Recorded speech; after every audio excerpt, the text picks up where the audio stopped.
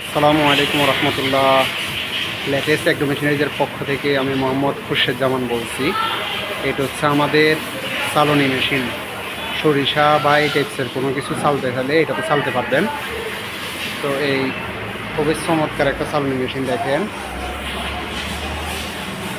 এখানে তিনটা আছে। এটা দিয়ে বালি, এটা দিয়ে পাথর অথবা বড় বড় কণাগুলো বাইর হয়ে যাবে। এটা দিয়ে সরিষা বাইর হবে।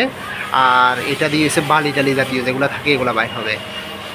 এটা 2 গুড়া মোটরের মাধ্যমে সেট আপ 220 বা 3 পেজের 2 গুড়া মোটর দিয়ে মেশিনটা চালাতে পারবেন।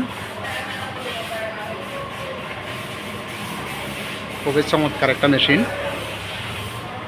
আর একদম অল্প জায়গার মধ্যে বসাতে পারবেন। দেখেন একদম অল্প জায়গা।